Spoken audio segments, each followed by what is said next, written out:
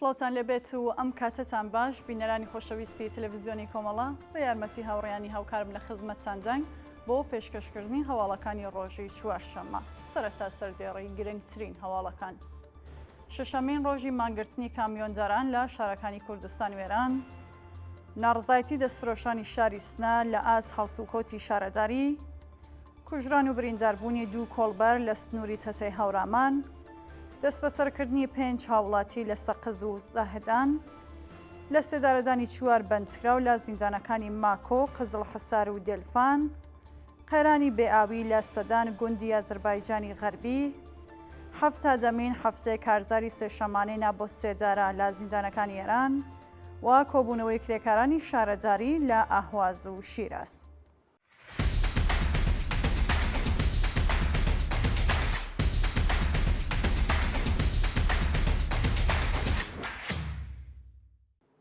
شەشەمین ڕۆژی مانگرتنی کامیۆنداران لە شارەکانی کوردستان و ئێران. ڕۆژی سێشەممە 6 جۆزەردان کامیۆنداران لە 125 شار و 30 ئۆستانی ئێران بۆ شەشەمین ڕۆژی بەردەوام دژ بە دۆخی خراپی پیشەوی و معیشەتی درێژیان بە مانگرتندا. بە پێڕاپۆرتەکان چەند شۆفێر لەلایەن ئێدارەی ئیسلاحاتی شیراز و دێولانەوە دەست بەسەر کراون و لە گیلان غەرب شۆفێرانی ناڕازی لەگەڵ هێزە سەرکوتگەرەکانی ڕژیم بە شەڕ هاتوون. کامیۆنداران ڕایان گەیاندووەکە تا ئەو کاتێ داخوازیەکانیان جێبەجێ دەکرێت درێژە بە مانگرتن ئەدەن. لە هەواڵێکی دیکەدا خاوەن وانتبارەکانی قەزوێن پەیوەست بە مانگرتنی سەراسەری کامیۆنداران بوون و کۆمەڵێک لە شارەکانی مەدەنی، هۆنەری، زیندانیانی سیاسی و بنەماڵە دادخوازەکانی ئێران لە چەند پەیامی جیاجیادا پشتیوانی خۆیان لە مانگرتنی کامیۆنداران دووپات کردووەتەوە. ناڕزایەتی دەستفرۆشانی شاری سنە لە ئاز هەڵسوکۆتی شارەداری. بەپێی هەواڵی گەیشتوو شارەداری شاری سنە لە هەوڵێکی نایاساییدا دەستی جاوەتە وەرگرتنی باج لە دەستفرۆشانی ئەو شارە و ئەو کردەوە ناڕزایەتی دەستفرۆشانی بە دوای خۆی داهێنەوە. بە وتەی سەرچاوەکانی هەواڵ ماوەی 3 ڕۆژە شارەداری سنە بڕیارێکی تازەی بۆ ڕادەستکردنی پیادەڕەوەکانی شەقامی فێردۆسی بە دەستفرۆشان دەرکردووە. بەپێی ئەو بڕیارنامەیە ئەرکی ڕادەستکردنی پیادەڕەوەکانی شەقامی فێردۆسی بە دەستفرۆشان خراوەتە ئەستۆی شرکەتێک بە ناوی باهۆزی یاویەر و شرکەت بە پێ مێتراژی پێویست کرێ و باج لە دەستفرۆشان وەردەگرێت. یەکێک لە دەستفرۆشانی شاری سنە لەو بارەوە ڕایگەیاند بۆ هەر متری چوارگۆشە بڕی 2,500,000 تمەن کرێ لە دەستفرۆش وەردەگرن، لە حاڵێکدا 800 دەستفرۆش لە شەقامی فێردۆسی سنە بژێوی ژیانی خۆیان و بنەماڵەکانیان لەو ڕێگەیەوە دابین دەکەن و تەنیا بۆ ماوەی 4 سەعات واتە لە 4 ئێوارە تاکو 8 شەو دەتوانن لەو شەقامە کەلوپەلەکانیان بفرۆشن. کوژران و برینداربوونی دوو کۆڵبەر لە سنووری تەتەی هەورامان. بەیانی سێشەممە 6 جۆزەردان دوو کۆڵبەر بەناوەکانی کوڕۆژ مۆرادی و ڕزگار پاشناونا دیار بە چەقەی سەرکوتگەرانی ڕژیم لە سنووری تەتەی هەورامان کوژران و بریندار بوون. بەپێی راپۆرتی کۆڵبەر نیوز کۆمەڵێک کۆڵبەر لە سنووری تەتەی هەورامان کەوتونەتە بۆسەی هێزەکانی ڕژیم و ڕاستەوخۆ دراونەتە بەر دەستڕێژی گولە. لە ئەنجامی ئەو هێرشەدا کۆڵبەرێک بە ناوی کوڕۆژ مۆرادی گیانی بەخت کردووە و کۆڵبەرێکی دیکە بە ناوی ڕزگار بە سەختی بریندار و ڕەوانەی نەخۆشخانەی مەریوان کراوە. دەستبەسەرکردنی 5 هاوڵاتی لە سەقز و زاهیدان. بەیانی سێشەممە 6 جۆزەردان 4 چالاکی مەدەنی خەڵکی سەقز و شارۆمەندێکی بەلوژ لە زاهیدان لەلایەن هێزە ئەمنیەتیەکانەوە دەست بەسەرکران. بەپێی زانیاریەکان هێزەکانی ئیتلاعاتی سوپای پاسدارانی سەقز هەڵیان کوتاوەتە سەر ماڵی 4 چالاکی مەدەنی بەناوەکانی هیوا ئەحمەدی، محەممەد زەبیحی، سۆران سوڵتانی و ڕەحیم قودرەتی و هەر 4 کەسەکەیان بەبێ بەڵگەی قەزایی و بە توندوتیژەوە دەست بەسەر کردووە. لەلایەکی دیکەوە شارۆمەندێکی بەلوژ بە ناوی مەنسوورە ڕێگی لەلایەن ئێدارەی ئیسلاحاتی زاهیدانەوە لە پێش شاوی ژن و منداڵەکانی ڕەفێنراوە و هیچ زانیارەیەک لەسەر چارەنووسی لە بەردەستانیە. لە سێدارەزانی 4 بەندکراو لە زیندانەکانی ماکۆ، قزڵ حەسار و دەلفان. بەیانی سێشەممە 6 جۆزەردان حکومی ئاعدامی 4 بەندکراو بە تۆمەتەکانی پەیوەندیدار بە مادەی هۆشبەر، کوشتنی بانقەست و مەحارەبە لە زیندانەکانی ماکۆ، قزڵحەساری کەرەج و دلفان جێبەجێکرا. بەپێ راپۆرتی کانونی مافی مرۆڤیەران، 3 بەندکراو بە ناوەکانی مۆرادی دەلای میلان، فەرمان کوشکی و یاشار جەعفەری بە تۆمەتەکانی پەیوەندیدار بە مادەی هۆشبەر و کوشتنی بانقەست لە زیندانەکانی ماکۆ و قزڵحەسار لە سێدارادراون. هاوکات لە شارستانی دلفان بەندکراوێکە ناسناو یاشکرا نەکراوە بە تۆمەتی محارەبە لە پێشەوی جەماوەر ئیعدام کراوە. قەیرانی بێئاوی لە سەدان گوندی ئازەربایجانی غەربی. بە وتەی بەرپرسانی ئۆستانی ئازەربایجانی غەربی 600 گوندیە و پارێزگایە تووشی قەیرانی کەماوی بوون و بە تانکر ئاویان بۆ جابین دەکرێت. سەرۆکی ڕێکخراوی ئاو و ئاوەڕۆی ئۆستانی ئازەربایجانی غەربی ڕایگەیاند بەهۆی دابەزینی ڕێژەی بارانبارین و لێدانی سەدان بیری ئاو لەو پارێزگایە 600 گوند تووشی قەیرانی کەماوی بوون. ئاستیاوی ژێرزەوی کەمی کردووە و کارێز و کانیاوەکانی وشک بوون بۆ بۆنەوە گوند نشینان بە تانکر ئاوی خواردنەوە دابین دەکەن. سووتانی 10 هێکتار دارستان لە وەڕگە و زەوی کەشاوەرزی لە گیلان غەرب.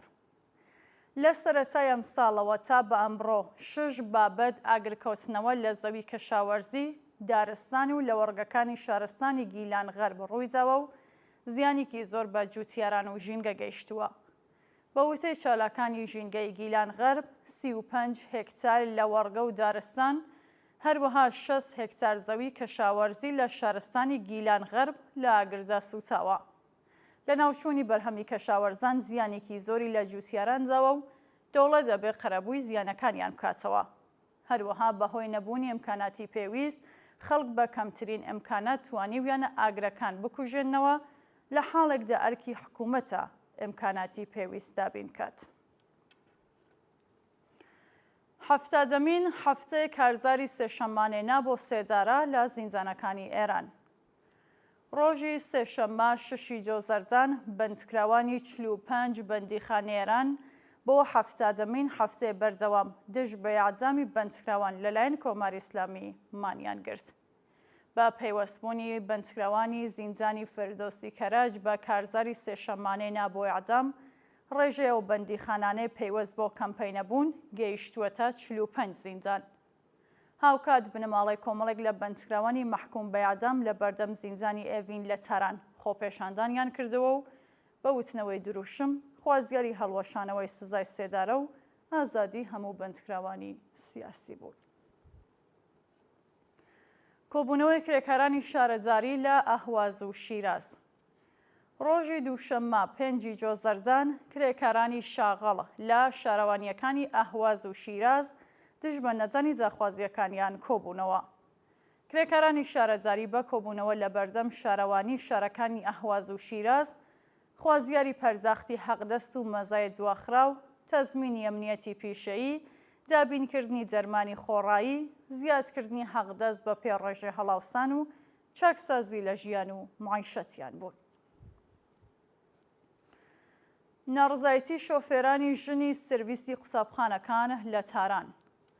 ڕۆژی دووشەممە 5 جۆزەردان کۆمەڵێک لە ژنانی شۆفێری شاغەڵ لە سرویسەکانی گواستنەوەی قوتابیان لە تاران دژ بە دۆخی سەختی پیشەی و معیشەتی خۆپێشاندانیان کرد. ناڕازیان بە کۆبوونەوە لە بەردەم وەزارەتی ئامۆزش و پەروەرش، خوازیاری پێدانی حەقدەستی بەرابەر، زیادکردنی ڕێژەی حەقدەست، پێدانی بەنزین بە نرخی گونجاو، وەلانانی شرکەتی پەیمانکاری و واژۆکردنی گرێبەز بە شێوەی ڕاستەوخۆ لەگەڵ ئامۆزش و پەروەرش بوون. بێکارکردنی 11 کرێکار لە شرکەتی ترانسفۆرماتۆرسازی کوشکان لە زەنجان. لە ڕۆژانی ڕابردوودا 11 کرێکار بە پێشینەی کارخانەی ترانسفۆرماتۆرسازی کوشکان لە زەنجان لەلایەن خاوەنکارەوە لە سەرکار دەرکراون. بە وتەی ئەسخەر نەجاڕی، سەرۆکی خانەی کارگەری زەنجان، 11 کرێکار بە 19 ساڵ پێشینەی کاری و نزیک لە خانەنشین بوون بە بیانووی کەمکردنەوەی هێزی کار لەلایەن خاوەنکارەوە لە سەرکار دەرکراون. بە وتەی ئەو بەرپرسە حکوومەتیە دەرکردنی ئەو کرێکارانە بە دوای تۆمارکردنی داوای خانەنشین بوون بەپێی یاسای پیشە سەخت و زیانبارەکان کارێکی نایاساییە و ئەبێ بەڕێوەبەرایەتی کارخانە وەڵامدەرەوە بن. مانگرتن لە خواردنی مەهوەش سەیدال لە زیندانی ئێڤین. ڕۆژی دووشەممە 5 جۆزەردان مەهوەش سەیدال بەندکراوی سیاسی ڕاگیراو لە زیندانی ئێڤین لە ناڕزایەتی بە هەڵسوکۆتی مامورانی زیندان مانی لە خواردن کرد. بەپێ زانیاریەکان مەهوەش سەیدال لە ناڕزایەتی بە بێبەشکرانی لە دەرمان و پەیوەندی تەلەفۆنی لەگەڵ بنەماڵەکەی مانی لە خواردن گرتووە. مەهوەش سەیدال لە ڕێکەوتی 15 ڕەزبەری ساڵی 1403 دەست بەسەر و بۆ بەندی ژنانی زیندانی ئێڤین ڕاگوێزرا. ئەو چالاکە مەدەنیە پاش دادگاییکردن بە تۆمەتی بڵاوکردنی پڕۆپاگەندا دژ بە حکوومەت بە 2 ساڵ زیندانی تازیری و 56 ملیۆن تمەن جەریمەی ماڵی مەحکوم کرا. دووە هەواڵ بانکرانی چالاکی سنفی فەرهەنگیان یاهواز بۆ دادگای انقلاب. ڕۆژی سێشەممە 6 جۆزەردان ئەردەشێر عەلی بەخشی چالاکی سنفی فەرهەنگیان یاهواز لەلایەن دادگای انقلاب یەوشارە بانکێشکرا. پێشتر و لە مانگی بەفرامباری ساڵی 1403 ئەردەشێر عەلی بەخشی لەلایەن هێزە ئەمنیەکانەوە دەست بەسەر کرابوو. ناوبراو بۆ جارێکی دیکە لەلایەن دادگای انقلاب یاهواز بانکێشکراوە و ئەبێ لە 3 ڕۆژی داهاتوودا خۆی بۆ ناوەندە قەزاییە بناسێنێت. بینەرانی خۆشەویست هەواڵەکانتان پێشکەشکرا هەر شاد و ئاسوودە بن.